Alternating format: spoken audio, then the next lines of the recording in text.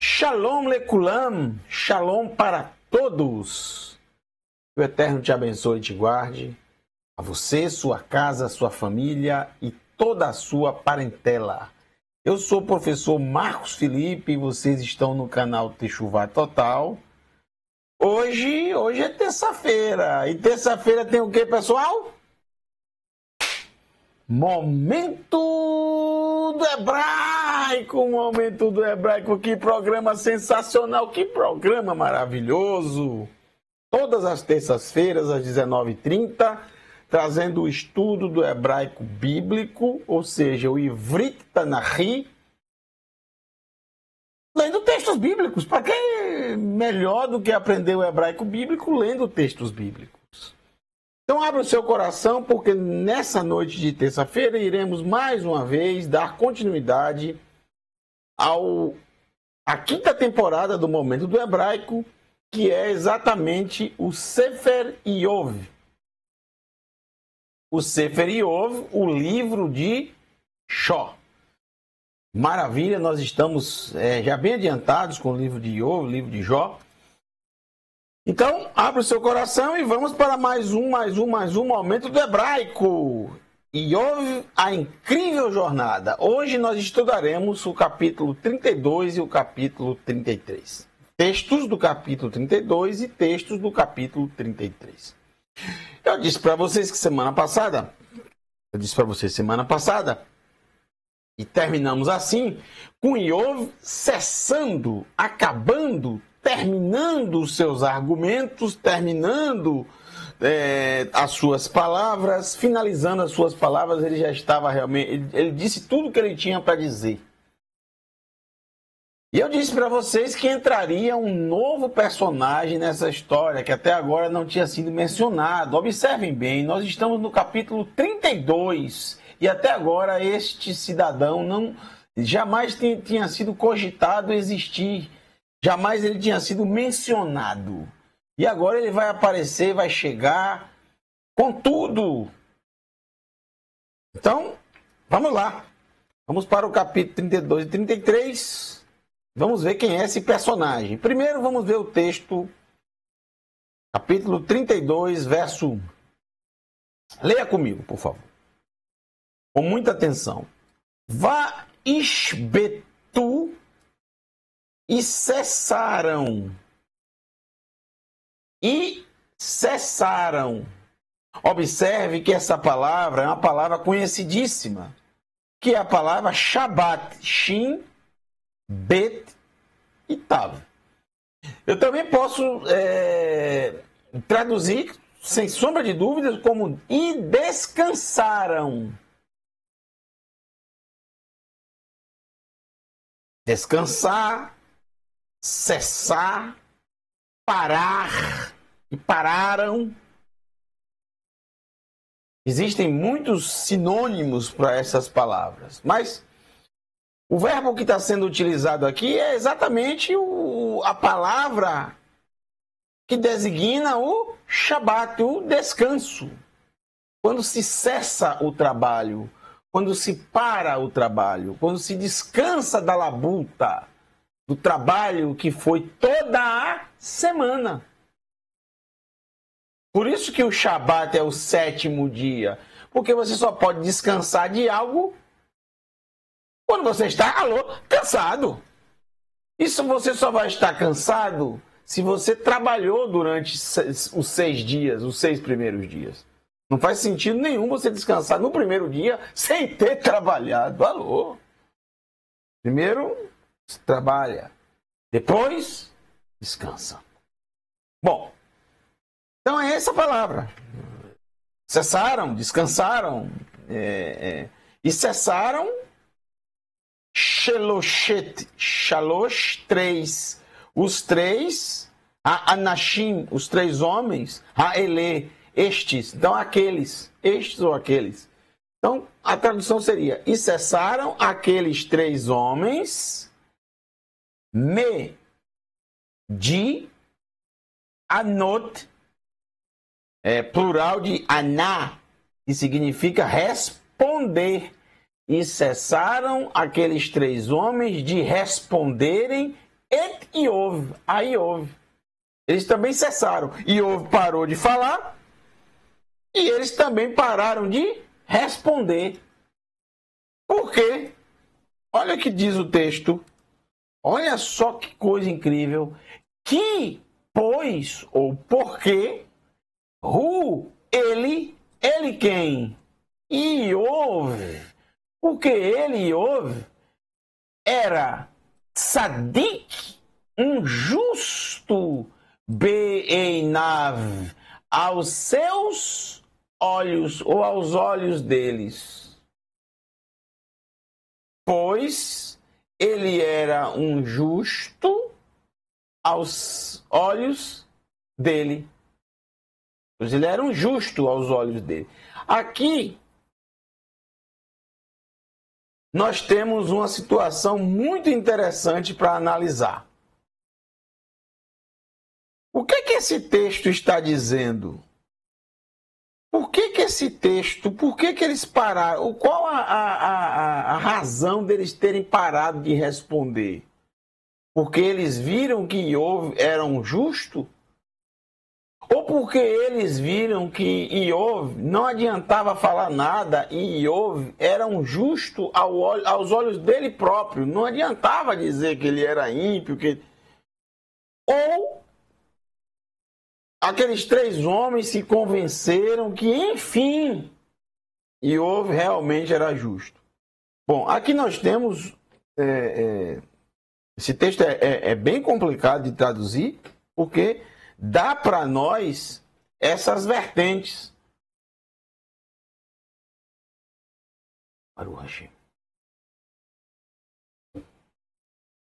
Então, eu vou usar as 2 formas de interpretação.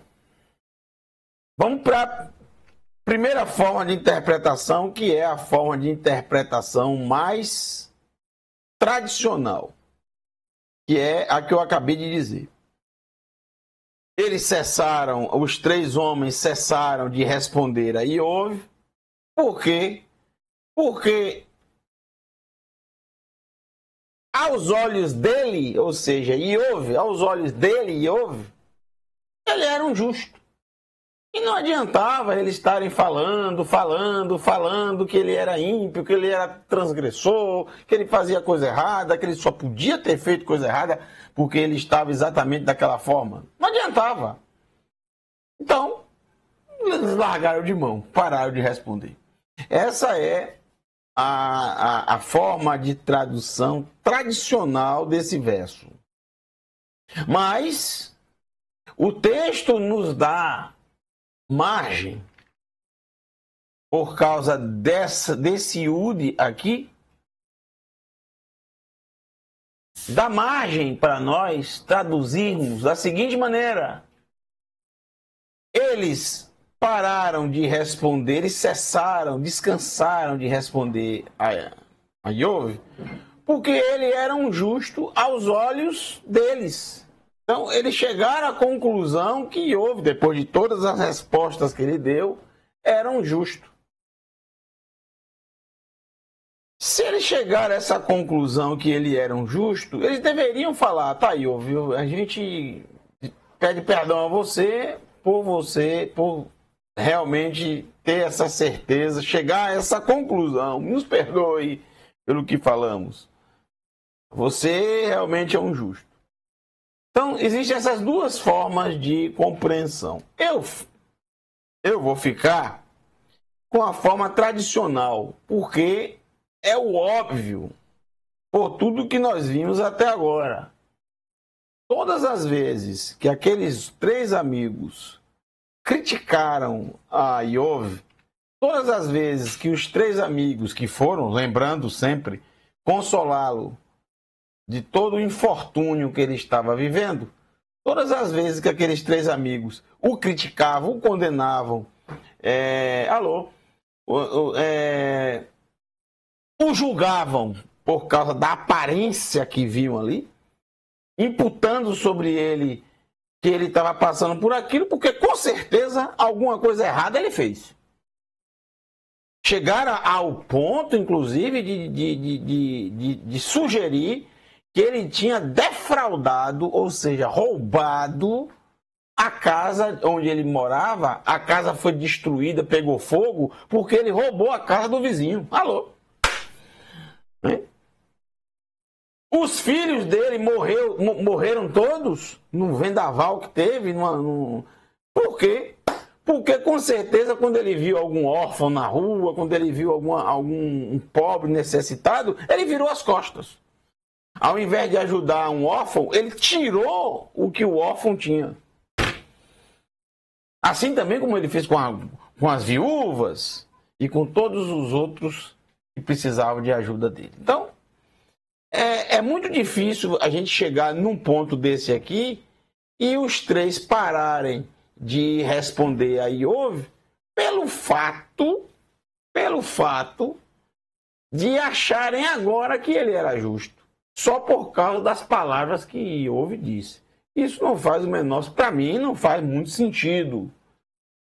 Porque a gente observa que esses 3 homens eram muito ligados ao visual, à aparência.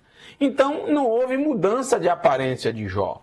Se Jó, Iov, tivesse mudado completamente, da noite para o dia, tivesse tido um milagre e a sua pele ter sido restaurada, a sua saúde restaurada e todas as coisas que ele perdeu tivessem sido restaurados, aí sim, aqueles homens iam dizer, não, realmente eu acredito que... Mas na minha opinião, esse texto que repito, difícil tradução, essa parte final, não está bem específico para a gente entender que ele está falando que os 3 homens pararam de responder porque Iov era justo aos olhos dele.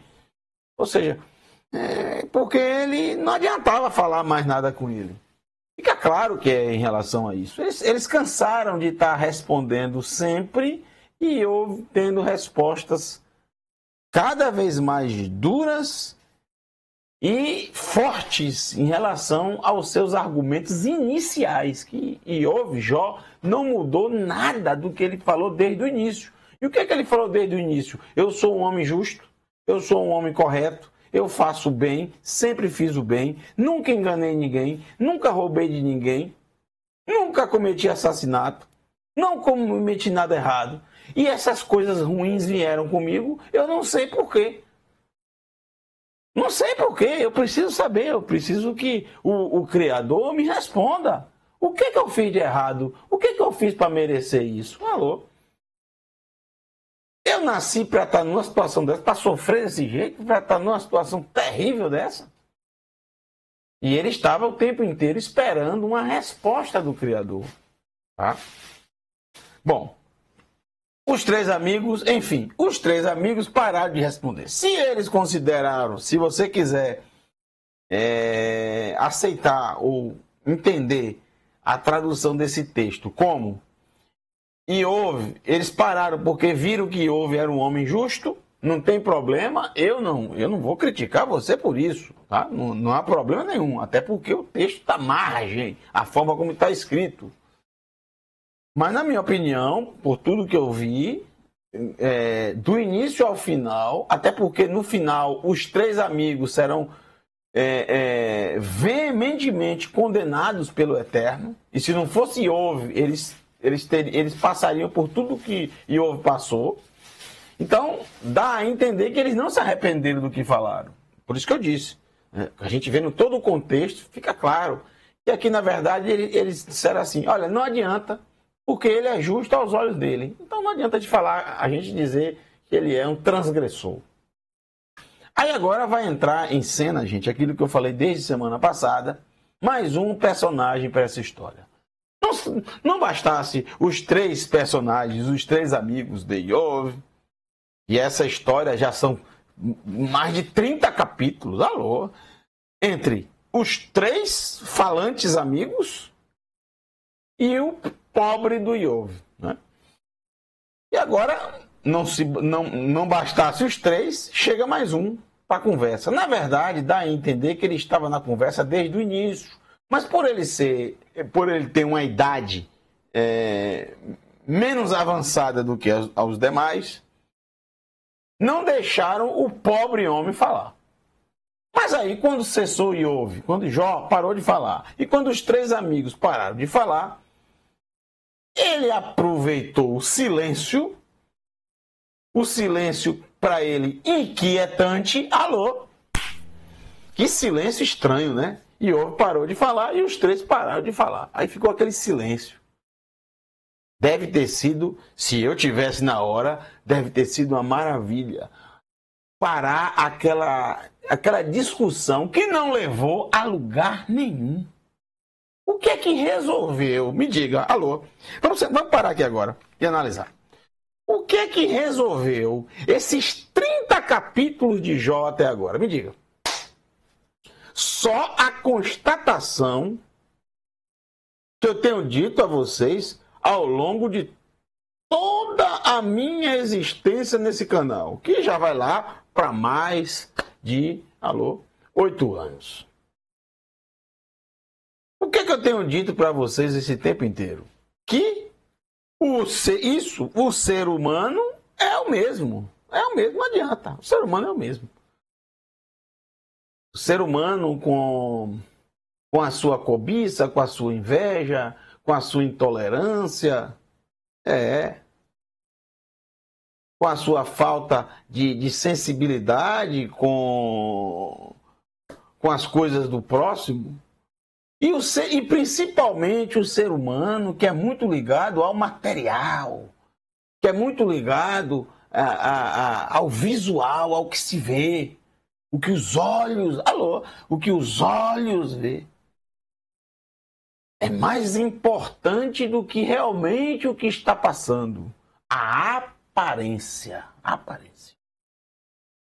Esse é o grande mal humano ao longo da história. A aparência.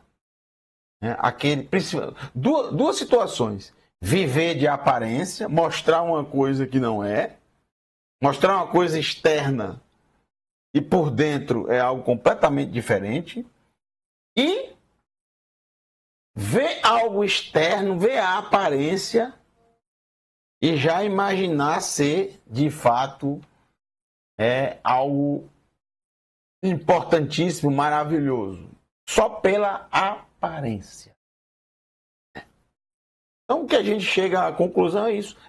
Esses 30 capítulos não levaram a nada, não evoluiu a nada, não consolaram Iov, que era o objetivo, muito pelo contrário, trouxeram dor para a pessoa, desilusão, a pressão dele com certeza subiu, as dores no corpo físicas com certeza aumentaram, porque o psicológico, a alma afeta o corpo, porque uma coisa está ligada à outra, não há como separar as duas coisas. A alma está ligada ao corpo e vice-versa. Tudo que fazemos contra o nosso corpo, fazemos contra a nossa alma. Tudo que fazemos contra a nossa alma, fazemos contra o nosso corpo. O corpo sente quando a alma está doente, sente, né? Sente, claro que sente, claro. A pressão sobe, né? Os batimentos cardíacos aceleram e por aí vai. Eu não sou a pessoa mais avaliada para falar sobre isso, não. Viu que eu não tenho Eu não tenho esse cacife todo. Mas eu sei muito bem do que eu estou falando. Então a gente tem que fazer a seguinte pergunta: para que nós estudamos esses 30 e tantos capítulos? Valendo de quê? Porque os dois lados acabaram os seus argumentos e não se resolveu nada. Bom, você vai dizer, a primeira coisa que valeu nesses 30 e poucos capítulos foi aprender várias palavras em hebraico, né? Várias palavras, de fato, várias palavras nós vimos, palavras interessantíssimas, palavras novas, algumas delas, inclusive, só são encontradas no livro de Iov. Enriqueceu bastante o vocabulário, sim. Mas eu estou falando em relação ao aprendizado bíblico. Para que esses 30 e tantos capítulos estão aqui na Escritura Sagrada? Para quê? Poderia ter sido reduzido a um capítulo só, não é? Alô? Ou seja, os três falam, cada um condena e ouve, responde, e ponto final. Tantos argumentos, tantas palavras que foram rebatidas e um fala, o outro replica, o outro triplica. Alô? E aí uma briga, uma guerra, uma luta que não levou a nada. Na verdade, só teve destruição de lado a lado. Iov ficou totalmente ferido com as palavras, com as línguas afiadas, e os três amigos também terminou. O saldo deles foi isso mesmo. Eles ficaram feridos também com as palavras de Iov, e o abismo entre eles aumentou mais ainda. Não resolveu nada para ninguém. Ninguém saiu. Para que esses capítulos estão? Para que existem esses textos? Eles existem exatamente, gente. O Criador quer mostrar ao ser humano, quer responder à pergunta que Caim fez desde o princípio, no capítulo 4 de Gênesis. A pergunta mais importante da história da humanidade. Foi a pergunta que um ser humano fez de maior importância. Porque é por causa dessa pergunta que vem todas as histórias bíblicas. E vocês podem observar que as histórias bíblicas, elas são baseadas na grande maioria das vezes em brigas. Alô? Será que eu estou falando alguma coisa estranha? Brigas entre irmãos, entre parentes, hein? Alô? Entre amigos. As brigas, as discussões, as desavenças entre os irmãos. A pergunta foi: Hashomer Anohi Ahi? Guardador do meu irmão eu sou? Eu sou o protetor do meu irmão, por acaso? Sou eu que devo guardar o meu irmão? Que pergunta excelente que fez o Caim, hein? Alô?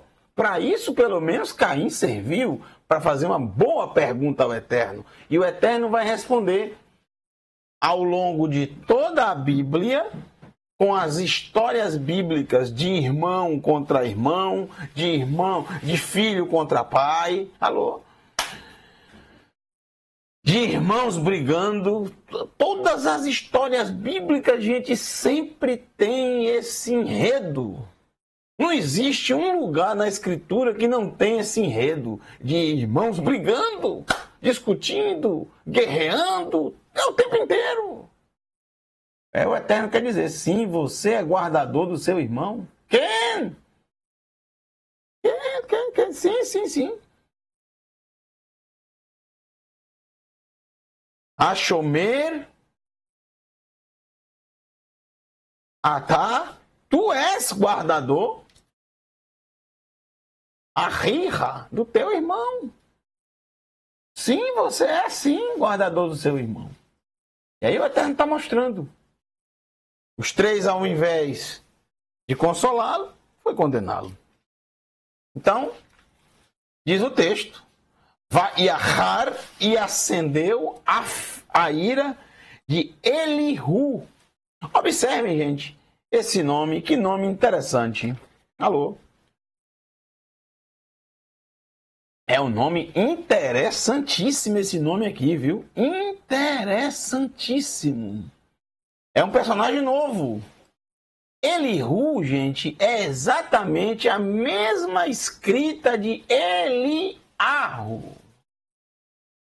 Eliarro é exatamente assim. Não tem um profeta Eliarro Hanavi? Que significa meu Elohim. Eli é El, o eterno, a força que conduz. Eli, meu El, ou seja, minha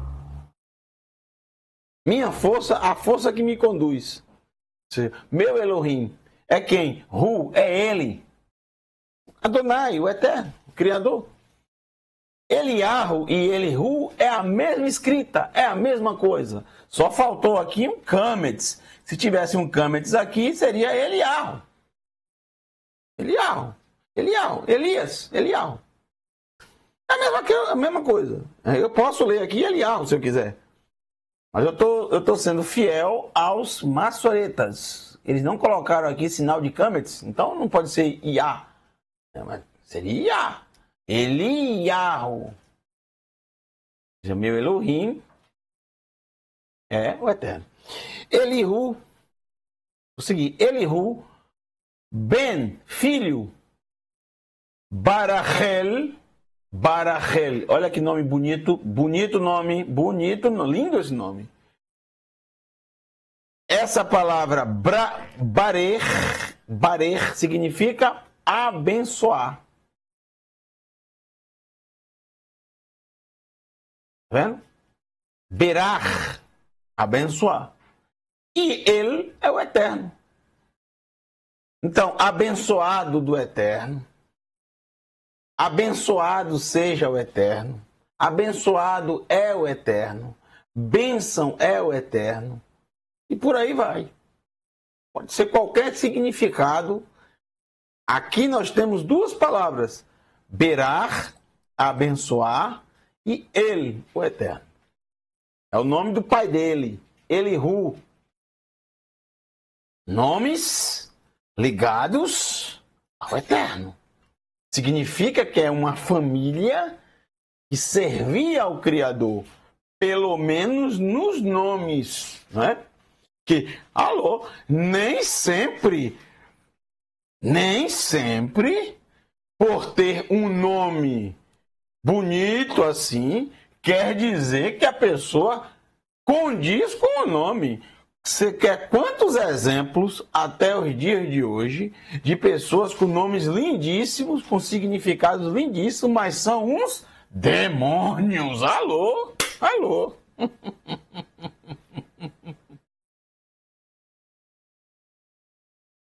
Nomes lindíssimos, né?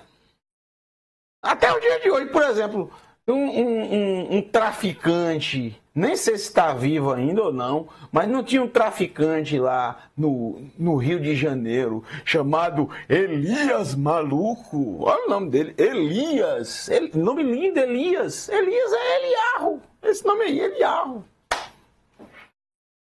Só que ele era maluco. Entre outros nomes bonitos, lindíssimos, de pessoas que foram uma tragédia. Não só nos dias de hoje, mas também na Escritura Sagrada. Vários nomes bonitos, lindos, belos.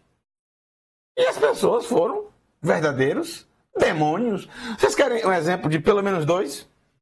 Né? Os dois filhos de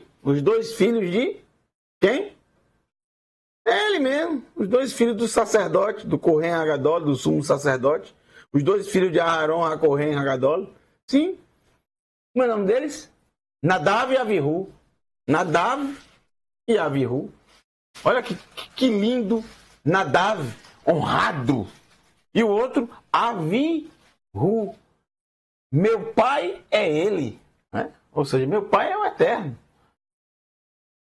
Dois demônios foram fulminados. E os dois filhos de Eli, o sacerdote.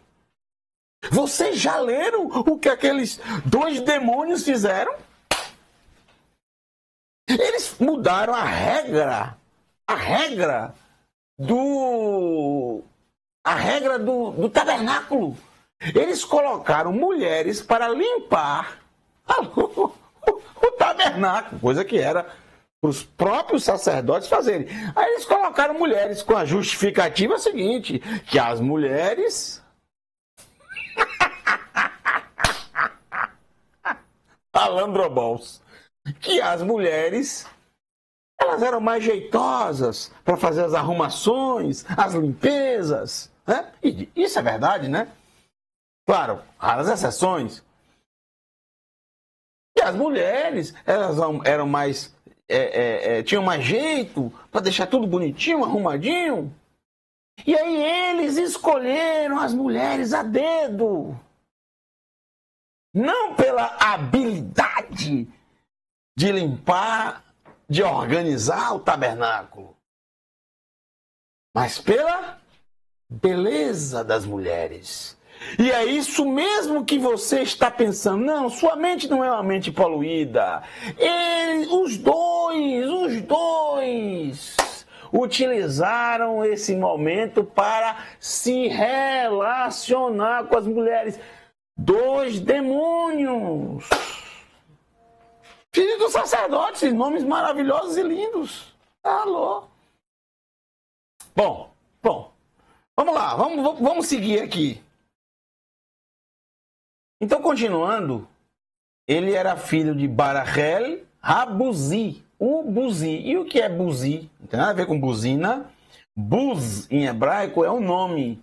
E esse nome a gente vai aparecer, descendente de Buz. E quem foi Buz? Bom, Buz, vocês vão ver no final do capítulo 24 de Gênesis, que Milha deu para Nahor vários filhos. E entre os filhos que Milha gerou para Nahor, nós temos Milca. Milca gerou para Nahor, o irmão de Abraão, Buz, um deles é Buz. Só tem esse Buz na escritura, então só pode ser ele. Né? Só pode ser ele. Mishpachat Ram, da família de Ram. Ram tem vários, e Ram, não tem nada a ver com Ram também, Ram em hebraico é exaltado, elevado. Então acendeu a ira dele, Be-Iov, contra Iov. Então esse Elihu, ele estava irado contra Iov, contra Jó. Alô? Será que Jó não já basta tantas pessoas arrasando com ele? Chegou mais um, ao invés de trazer consolo, ele vem trazer o quê para Iov? Com essa ira toda. Como é que se trata um ser humano que está na pior situação possível e imaginável? Vamos só relembrar a situação de Jó. Primeiro, ele perdeu todos os seus bens.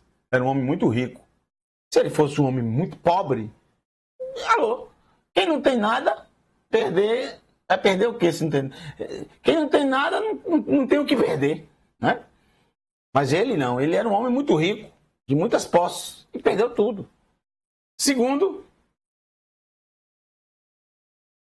além de perder tudo, de perder suas posses, de perder seus bens, de perder seu gado, de perder seus animais, ele perdeu todos os 10 filhos que tinha. Se eu não me engano, eram 6 filhos, 6 homens e 4 mulheres. Que tragédia! Como é que um ser humano suporta uma coisa dessa? Porque você perder um filho já é uma das piores coisas para um pai. Porque jamais um pai deveria enterrar um filho, não é verdade? Os filhos não nascem para os pais enterrarem, é o contrário. Mas pense bem, ele tinha 10 e os 10 morreram. E para completar mais ainda o infortúnio deste homem, que realmente quando a gente ouve tudo isso, a gente pensa, o que é que este cidadão fez para merecer tudo isso? Para completar, Jó, Iov, perdeu toda a sua saúde. E na sua pele começou a nascer furúnculos da planta do pé ao cucuruco, até o couro cabeludo, todo infestado de furúnculos.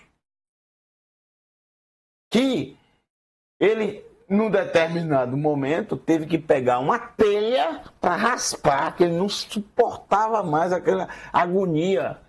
Gente, dá para imaginar isso? Sinceramente, não dá. E ainda vem uma outra pessoa, ao invés de trazer um pouco de consolo para aquele homem que já estava ali, já um cachorro morto, ainda vem uma outra pessoa acender a ira contra Jó, contra ele, alô. Ó. Aí você fala, este mundo está perdido. Sempre esteve, sempre foi assim. Nós estamos falando de 3.000 anos atrás, 3.000 e tantos anos atrás, 3.500 anos atrás. O que é que mudou até hoje? Hein? Mudou o quê? Não mudou nada, é a mesma coisa. Acendeu a ira contra Iov.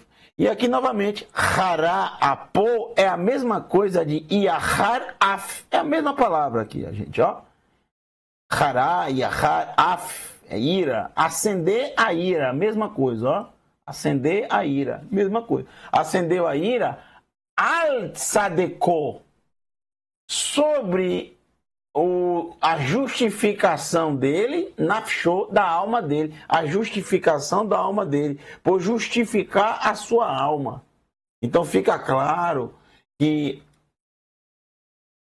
Hu Tzadik Beinav, pois ele era justo aos olhos dele, era Iov que se justificava, né, aos seus próprios olhos. Ou seja, Iov, ele em nenhum momento, em nenhum instante, ele recuou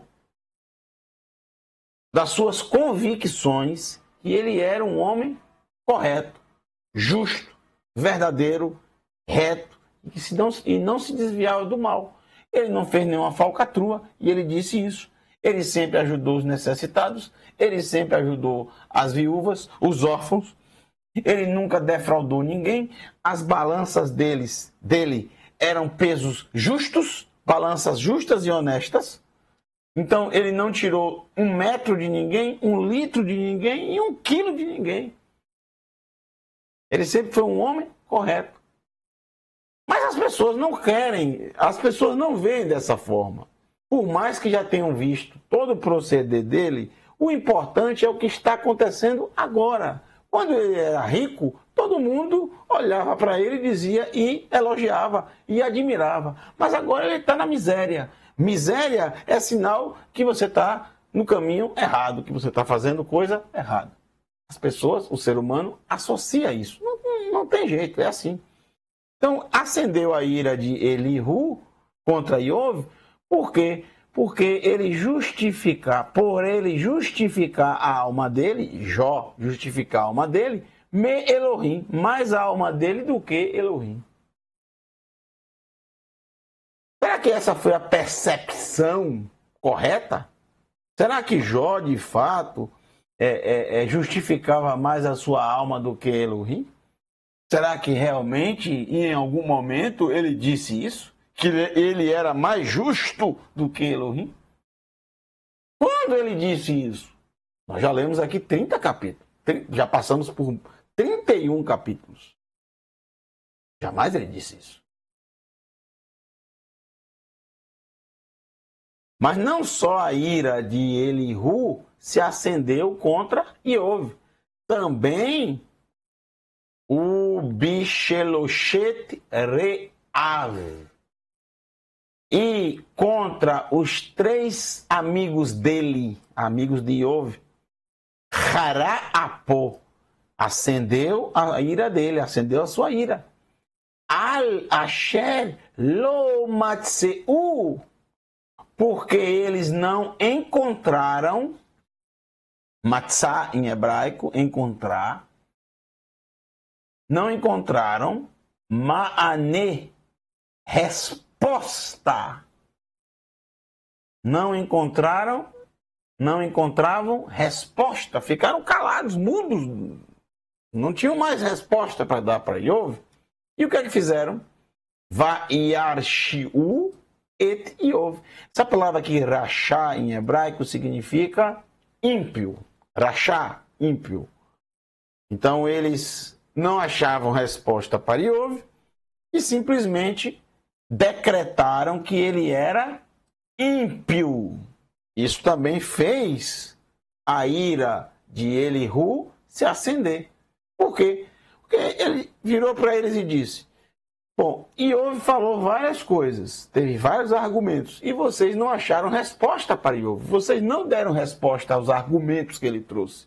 E simplesmente decretaram que ele era um ímpio. E o que é um ímpio? Um ímpio é aquele que dá conselhos contra a Escritura Sagrada, contra o ensino do Eterno, e pratica a impiedade, ou seja, a transgressão, transgride os mandamentos. Abençoado seja o Eterno. Vamos lá. Agora, quarto.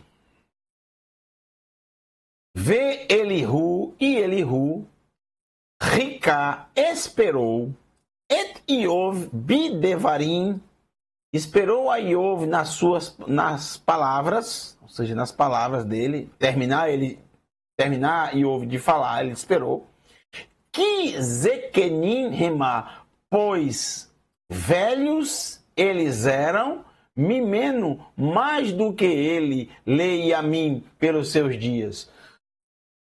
Significa que ele não falou antes porque ele respeitou. Veja, isso é muito interessante. Esse Elihu, ele tinha princípios. Ele era um homem, de uma certa forma, ele tinha ética. Então, ele respeitou os mais velhos e deixou os mais velhos falarem. E os mais velhos não abriu espaço para ele em nenhum momento. Ele só vem falar agora, depois que todos cessaram de falar. Todos pararam de falar. Então ele esperou pacientemente por 30 capítulos a hora dele de falar. E agora é a hora dele de falar, e ele vai falar. E ele começou a falar.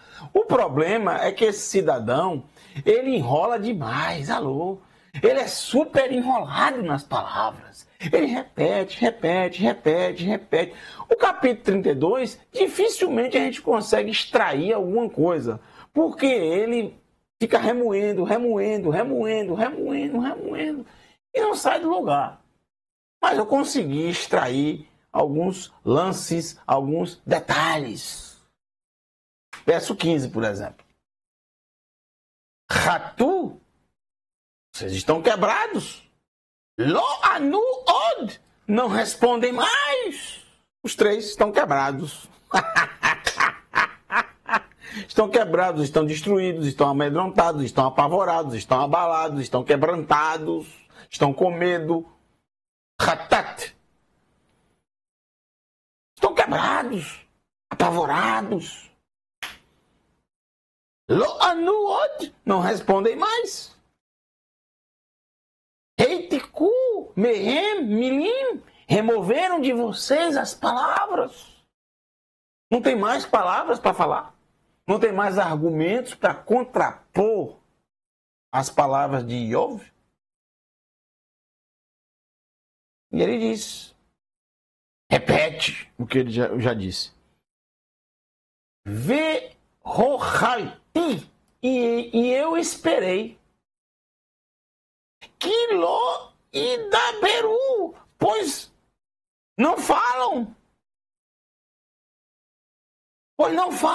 Vocês não falam mais. Que Amdu, porque vocês estão parados.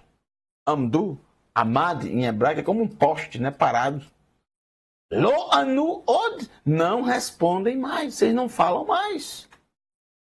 Aí ele, ane, af-ani, então, responderei então eu, helki, minha parte, ahave, Dei af ani. Eu declararei eu a minha opinião. A minha opinião.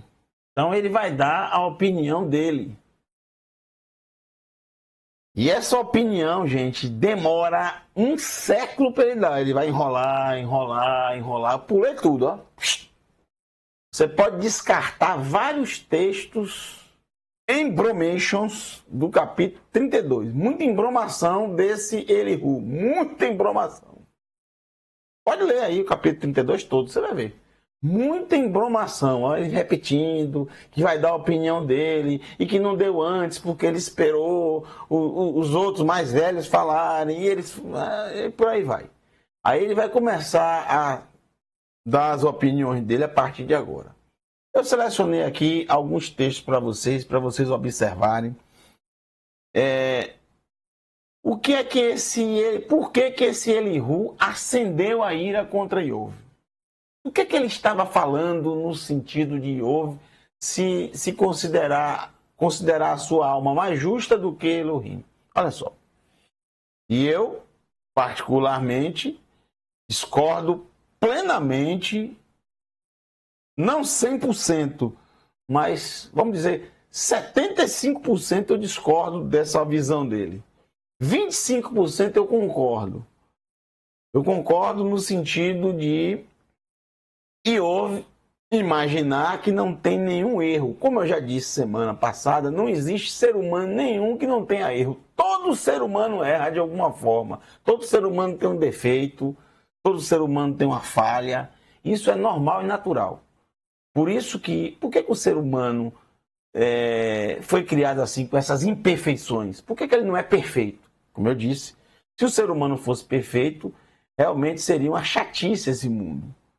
E jamais o ser humano iria buscar a perfeição. Porque você só busca a perfeição quem é imperfeito.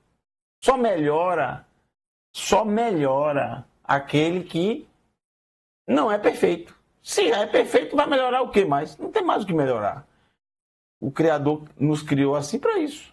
Para buscarmos, melhorarmos a cada dia, sermos melhores. Infelizmente, a grande maioria, em vez de buscar melhorar, piora. Alô? É a escolha de cada um que fazemos cada dia, todos os dias da nossa vida. Tem dia que nós melhoramos, tem dia que nós pioramos. É assim a gangorra humana, né? Tem dia que ele tá bem, ele faz coisas boas, tem pensamentos bons, atitudes boas, e tem dia que ele, desce a ladeira, só faz besteira. Aquele que consegue ter um equilíbrio na vida, não fica subindo e descendo, mas pelo menos tem um equilíbrio, mantém, já que não consegue melhorar tanto, mas pelo menos mantém aquilo que já conseguiu melhorar, esse aí consegue ser mais feliz e consegue também fazer as pessoas mais... O objetivo do ser humano é ser melhor a cada dia, melhorar a cada dia. Para isso que nós estamos vivos. Para que estar vivo e fazer um monte de bobagem, né? Alô? O ser humano precisa buscar a melhora a cada dia.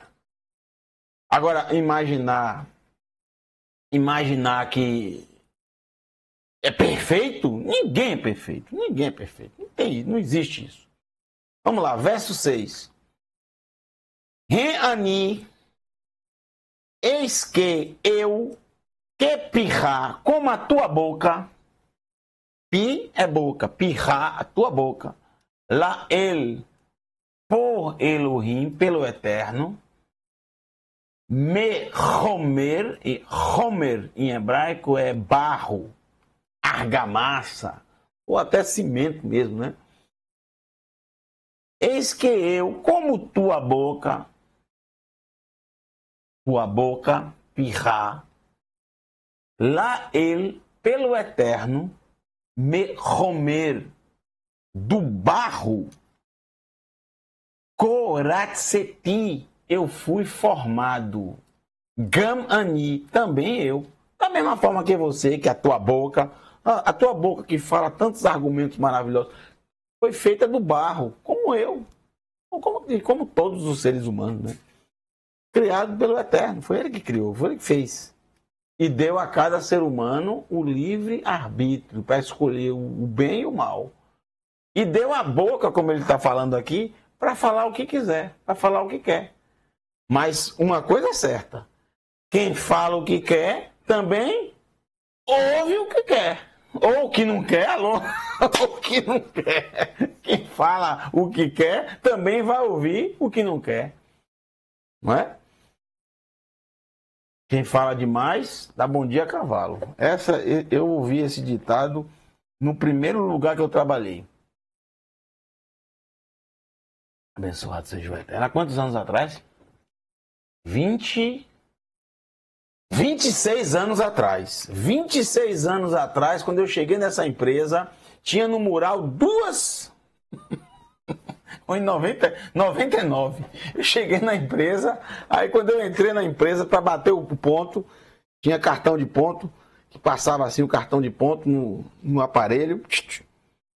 Não, quando eu entrei, ainda era o cartão de ponto de fazer assim, ó, de gravar. Não era eletrônico, não. Depois virou eletrônico. Mas quando você vai passar no cartão de ponto, tinha um mural. E nesse mural tinha vários avisos no mural. Alô? Tinha vários avisos, mas entre os avisos que funcionário às vezes colocava, alguma coisa, mas tinha 2 avisos fixos nesse mural. Fixo. Mudava os outros avisos, mas esses 2 eram ali como se fossem 2 quadros. Um quadro, o quadro da esquerda dizia assim: quem conversa demais, dá bom dia a cavalo. Para você não falar demais na empresa. E o outro aviso dizia assim: cuidado quando você faltar. Para que nós não venhamos perceber que a sua falta não fez falta nenhuma. Então, cuidado quando você faltar, porque a gente pode perceber que a sua falta não fez falta nenhuma. Eu me lembro bem desses 2 avisos. Então, assim, é isso aí. A tua boca foi criada, Iove, pelo Eterno. E o Eterno deu isso, o livre-arbítrio ao ser humano. Para pensar o que quiser pensar. Para falar o que quiser falar. E para fazer o que quiser fazer. Escolher entre o certo e o errado, entre o bem e o mal. Agora, por um lado, nós temos esse presente incrível de liberdade, de termos liberdade de pensamento, liberdade de fala, liberdade de prática. Temos essa liberdade dada pelo Eterno. E há do ser humano que interferir nisso. Mas, por outro lado, se por um lado isso é maravilhoso, é ótimo, é ótimo. Por outro, nós temos que entender que nós temos o quê? Temos que sermos responsáveis pelas nossas escolhas. Responsáveis pelo que pensamos, responsáveis pelo que falamos e responsáveis pelo que fazemos.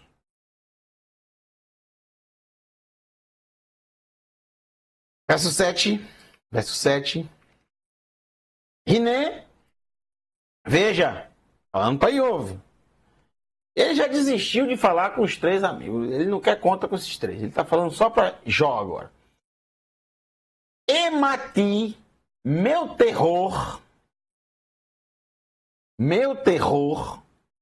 lo tevateca. Não te esmagará. O meu terror não te esmagará. Porque o terror dos 3 amigos esmagou Iove. Ele disse que ele deixou claro para Iove: olha, eu não vou fazer isso que os 3 fizeram com você. Vê arpi e o meu fardo aleja sobre você, lo irbad. É cabed em hebraico, que é pesado. Não será pesado. Isso a gente observa que a questão do fardo pesado é um dizer muito antigo. Nós estamos falando de mais de 3.500 anos atrás. 3.300, entre 3.300 e 3.500 anos atrás. Observe que há 2.000 anos atrás, Yeshua utiliza, o mestre dos mestres, ele utiliza este dizer, o fardo pesado. E o fardo dele é leve. E até os dias de hoje, nós utilizamos também este dizer do fardo ser pesado ou o fardo ser leve. Ele está dizendo para Iov, eu não vou pegar no seu pé, nem vou lhe criticar demais, nem vou fazer coisas que venham a trazer dor, como fizeram os três.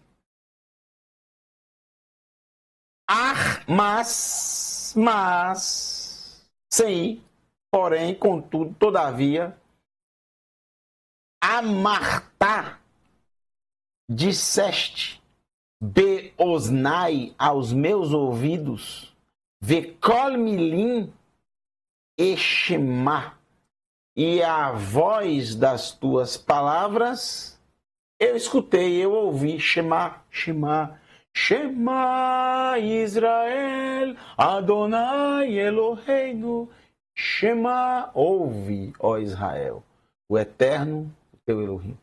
Shema, ouvir, escutar. Então, olha, tu disseste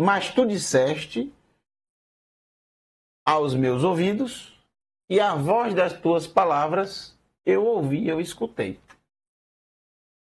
Zar! E o que é que ele gravou bem que Iov disse? Zar ani. O que é zar, gente? Essa é uma palavra muito conhecida para quem estuda hebraico. Essa palavra vocês já viram milhares de vezes. No livro de Apocalipse, por exemplo, aparece centenas de vezes. Zar em hebraico, na Torá também aparece. Zar quer dizer limpo. Limpo. Puro. Zar ani, eu sou limpo, eu sou puro. Ou limpo eu estou. Limpo eu sou ou limpo eu estou. Tanto faz você traduzir aqui, porque no hebraico não existe ser ou estar. É subentendido.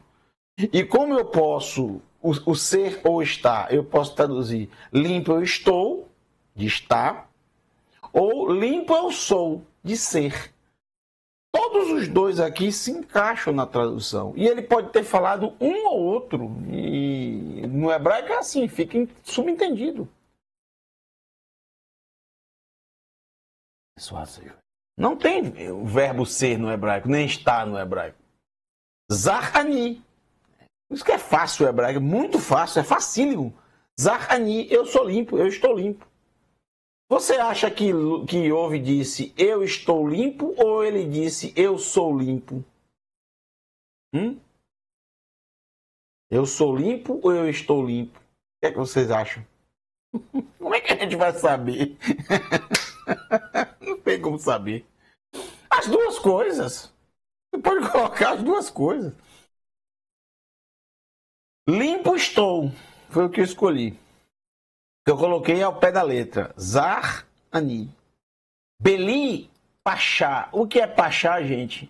Pachá é transgressão. Beli é sem. Sem. É a negativa de algo. Sem. A ausência de algo, melhor dizendo. Beli, pachá. Sem transgressão. Por isso que eu sou limpo. Por isso que eu estou limpo. Porque eu estou sem transgressão. Será que Iov estava mentindo? Será que Iov estava enganado? Raf Anorri. Raf em hebraico é inocente. Inocente. Também eu posso traduzir como puro, que é a mesma coisa. Uma pessoa inocente é uma pessoa pura. Ela não tem nenhuma mácula nela, nenhuma mancha nela. Não tem nenhum pecado ali, ele não fez, não tem nenhum crime, ele é inocente. O que é uma pessoa inocente? Uma pessoa que não cometeu um crime. Ele é inocente. Ele não é culpado, ele é inocente. E é isso que ele está dizendo. Raf Anorri, eu sou inocente. Eu não sou culpado. Porque estavam imputando sobre ele que ele era culpado por tudo aquilo que aconteceu. Alô, como é que... Gente, pior do que ele ter perdido todos os seus bens, ter perdido todos os seus filhos e ter perdido toda a sua saúde, foi ouvir os 3 amigos virarem para ele e dizer: você é o culpado. Tudo isso aconteceu por sua culpa. É pior, muito pior, a pessoa escutar isso. Eles foram para consolá-lo. E aí disseram isso para ele. Rapaz, que coisa terrível. Eu fico imaginando, viu? Ainda bem que ele estava naquela situação que ele não podia correr atrás dos 3 amigos, porque era o que dava vontade de fazer. E ele está dizendo, ele disse várias vezes, eu sou puro, eu sou inocente na história, eu não cometi nenhum erro, nenhum crime, eu sou inocente. E os amigos disseram, não, alguma coisa errada você fez, alguém você roubou, para você ter perdido todos os seus bens, alguma coisa errada você fez, você roubou alguém. Os seus filhos terem morrido, você deve ter matado os filhos de alguém, ou deixado alguém morrer de fome, ou isso ou aquilo. Várias mentiras que nós fomos vendo ao longo desses capítulos foram suscitadas por eles. Por quê? Pela aparência. Porque o ser humano é assim. Tudo que acontece com alguém é porque ele fez alguma coisa errada com o outro. Eles não imaginam que na vida existe também um aleatório. O sol e a chuva brilham para todo mundo, para o malvado e para a pessoa boa. Assim também como as tragédias acontecem, tanto para gente boa como para gente ruim. Quantas vezes acontecem tragédias com pessoas boas? Que a gente diz, meu Deus, por que aconteceu isso com essa pessoa? Por quê? Por que isso não aconteceu com uma pessoa ruim? Com um assassino, com um criminoso? Vai acontecer justamente com uma família tão boa? Exato, porque é o aleatório deste mundo. E pode acontecer com qualquer um. Todos nós estamos sujeitos a coisas boas e coisas ruins. É claro que as pessoas que plantam coisas boas vão colher coisas boas. E principalmente no Olam Rabá, no mundo vindouro, quando os livros forem abertos. Que é a verdadeira justiça. Não a justiça humana aqui. Que infelizmente é o que temos. É o que nós temos. A justiça e é quem nós devemos recorrer aqui nessa terra. Né? Já pensou se não existisse a justiça? Se cada um levantasse e dissesse, eu acho que isso aqui é certo, e o outro, não, eu acho que é isso. Realmente tem que ter alguém, juízes que estudam as leis e que determinam o certo é isso aqui e dá a sentença. Okay, maravilha. Velo avon li. E não há avon iniquidade li para mim ou em mim. Lembrando sempre que avon, aqui, alô, avon, eu sempre digo isso para você, é a palavra que aparece muito na escritura, né? Avon, iniquidade. Não tem nada a ver com a marca, eu não trabalho com essa marca, não vendo essa marca, eu sequer uso essa marca. Não porque eu não gosto, não porque ela significa transgressão, não. É porque, sinceramente, não sei. Nem sei se tem alguma coisa que eu uso dessa. Acho que não. Eu acho que não. Tem alguma coisa que eu uso dessa marca? Não, né? Não, né? Não, não tem não. Hein, meu amor? Tem alguma coisa que você usa alguma coisa dessa marca? Não. Mas é porque significa transgressão? Não, né? Não, tem. Não é porque significa transgressão, porque essa palavra é uma palavra hebraica. E a palavra Avon não está escrito no hebraico, está escrito com essas letras aqui no rótulo. Se tiver, aí sim, realmente é iniquidade. Mas está escrito assim, Ain, Vav e Nun Sufit, está assim escrito no rótulo? Não. Está escrito em letras, né? Em letras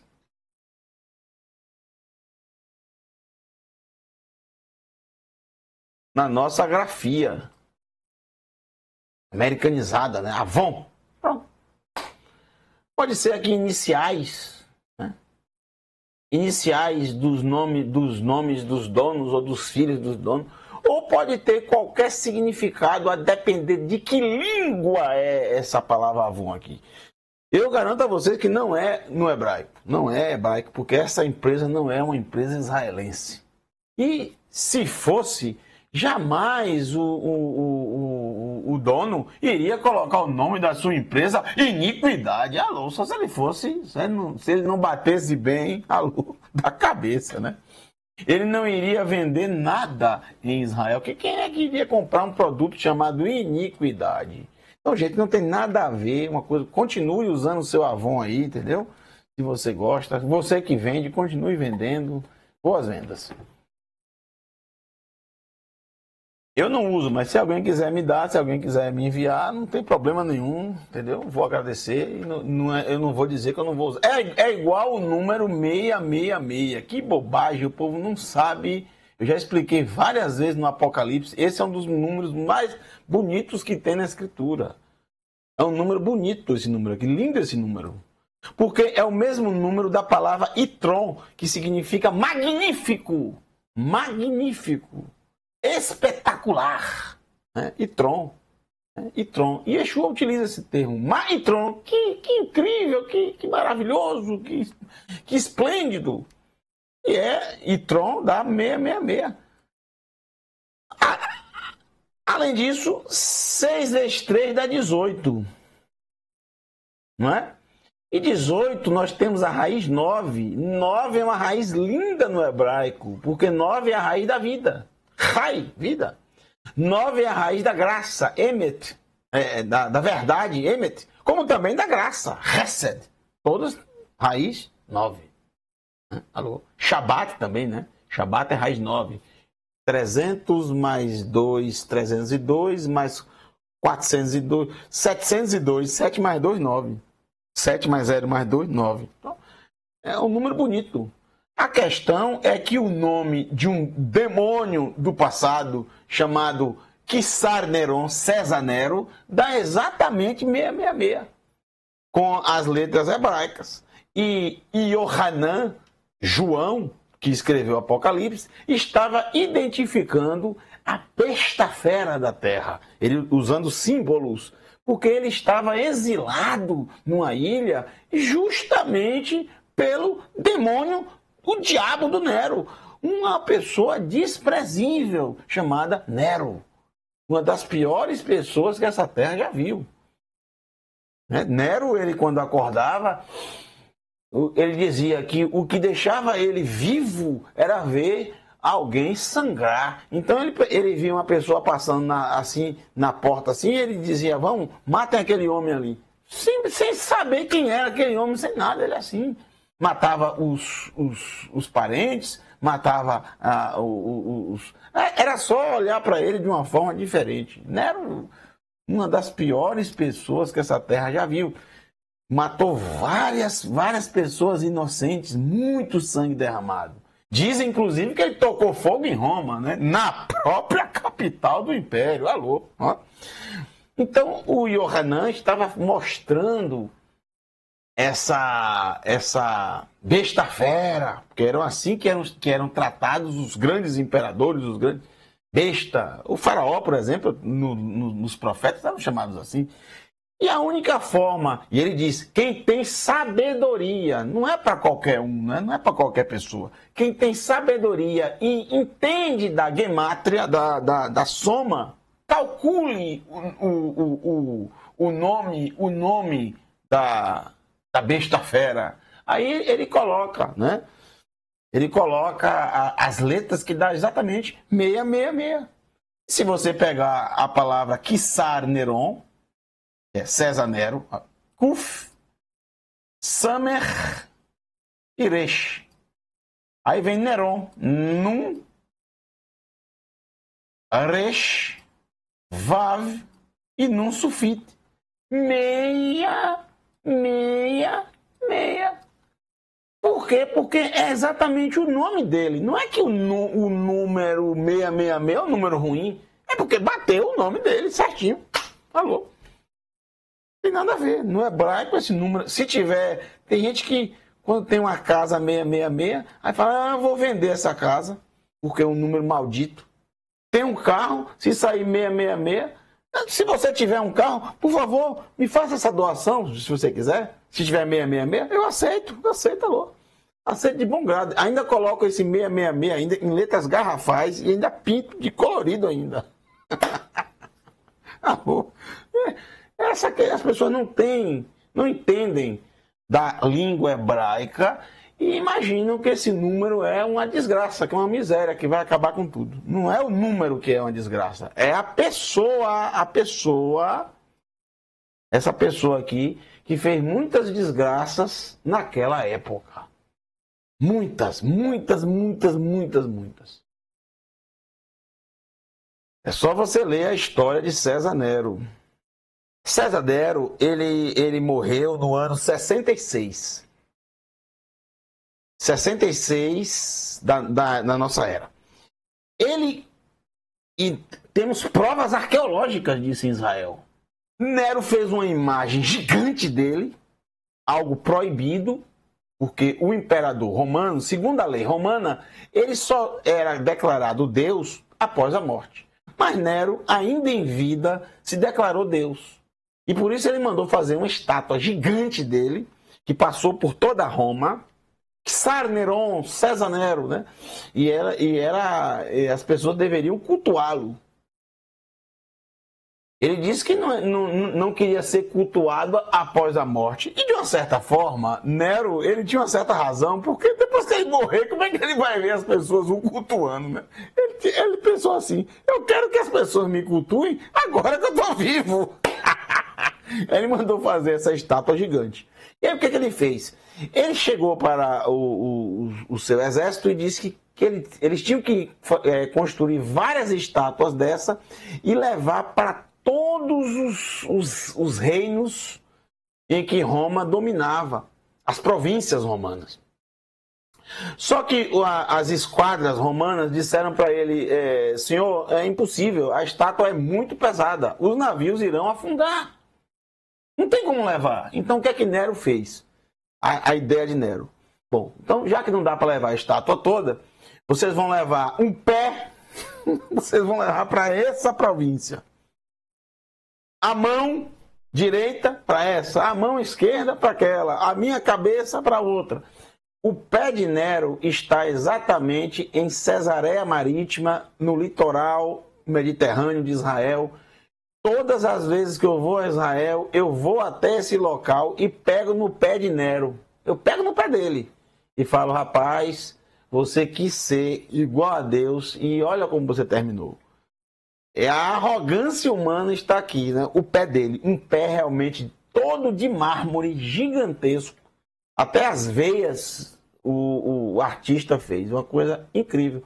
É a prova arqueológica que a história que eu estou contando a vocês é verdadeira. Ele fez isso mesmo. E ele queria levar para o Templo de Jerusalém, que tinha se concluído a reforma que começou com Hordos Hagadol, Herodes o Grande, se concluiu em 65, 64, 65, concluiu-se. Um dos maiores e mais bonitos e mais belos edifícios de todo o mundo. Um esplendor incrível quando ficou pronto. Flávio Josefos e Yosef Ben Matitiyahu, ele diz que jamais existiu no mundo algo tão glorioso como o templo reformado de Herodes. Ele morreu, Herodes morreu, 66 anos antes do templo da reforma ficar pronto. Mas O projeto ele deixou e levaram o projeto adiante. Nero, quando ficou sabendo da finalização dessa reforma, ele se exaltou tanto que ele queria colocar a estátua dele lá no templo. Essa estátua causou uma grande revolta entre os judeus. E aí eles fizeram, Roma foi obrigada a realizar um cerco contra Jerusalém, a mando do próprio Nero. Nero, ele morre logo depois disso. De uma forma muito inusitada, ele morre. E aí, o general do exército romano, que era o Vespasianus, ele continua e é elevado como até... São 3 imperadores que um vai morrendo de acordo nesses 3 anos e meio. E aí fica no colo de Vespasianus. E o filho dele, Titus, o filho dele é que no ano 70 vai destruir completamente Jerusalém. Bom, contei um pouco de história para vocês. Então vamos terminar aqui. Já acaba saindo do assunto, né? Alô? Vamos terminar, vamos ler o último verso. Sou inocente, e disse ele ouviu bem, eu sou inocente, não há iniquidade em mim. E aí ele vai responder para Iove. Renzot, eis que nisto, Iove, lo tzadikta, não és justo. Eneka, eu te respondo, Aná em hebraico. Então, Elihu disse para Iove, Iove, eu vou ter que te responder. Tu não és justo. E por que ele não é justo? Segundo Elihu, que irbe Eloá me enosh, pois maior é o eterno do que o homem. Isso é verdade, né? O eterno é maior do que o homem, não há dúvida disso. Iove nunca disse que era maior que o eterno. Mas isso não faz de Iove uma pessoa transgressora. Por o tempo inteiro, com toda a sua convicção de que era inocente na situação, ele em nenhum momento ele abriu mão disso. É isso que eu sempre disse para vocês, que é uma das coisas que eu admiro em Jó. O que eu admiro em Jó não é a paciência em si. O que eu admiro em Jó é exatamente ele não abrir mão das suas convicções. Ele não abre mão das suas convicções. E isso eu aprendi muito ao estudar esse livro, nesses 2 últimos anos. Eu aprendi muito com isso. Porque muitas vezes a gente muda a nossa opinião, a nossa mentalidade e perdemos até a nossa essência quando a gente dá muito ouvidos às pessoas falarem tantas coisas negativas da gente, a gente acaba dando o braço a torcer. Jó não. Os 3 amigos falaram tantas coisas negativas para ele e em nenhum momento ele cedeu, porque ele tinha convicções inegociáveis. Ele sabia muito bem o que ele era, o valor que ele tinha e tudo que ele tinha feito. E ele tinha certeza que as decisões que ele tinha tomado na vida eram decisões corretas, honestas e justas. Eu espero que vocês tenham gostado de mais um Momento do Hebraico, que volta a semana que vem, na próxima terça-feira. Quero encerrar com vocês, desejar para todos Laila Tov, uma boa noite, mas antes de encerrar, eu tenho aqui para vocês uma novidade muito interessante, muito gostosa. E eu fico muito feliz de anunciar que no próximo Shabat nós teremos a estreia de um novo professor. Alô! O menino Daniel, já no último Shabat, já tinha dito que no próximo Shabat seria um novo professor. Para o Rocheiro. Mas não falou o nome, né?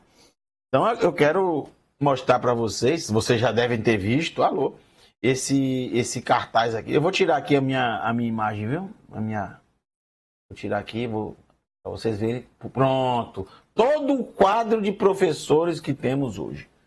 Aí vocês estão vendo os professores aqui embaixo. Então, é com muito prazer que eu anuncio para vocês o nosso querido Moré, que é professor em hebraico, o nosso querido Moré Mazarella. Que nome bonito, né? Que nome bonito. Viu? Então, no próximo Shabat, o nosso querido Mazarella, o nosso querido Mazarella, o nosso querido Fábio Mazarella, diretamente de Campinas, interior de São Paulo, nós teremos mais um professor do estado de São Paulo e esse será o Mazarella, o Fábio Mazarella.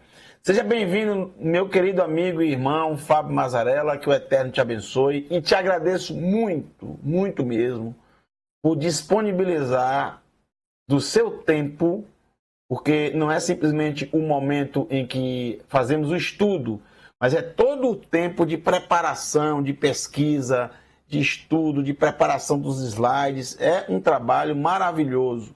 Nós fazemos isso sem querer um centavo em troca, nada em troca. Nenhum professor aqui trabalha de forma remunerada. Todos nós fazemos isso de coração, fazemos de coração. Um grande abraço a todos vocês e não percam o próximo Shabat, tá? A estreia do nosso novo professor. Laila Tove, boa noite, que o Eterno te abençoe e te guarde. Shalom para todos.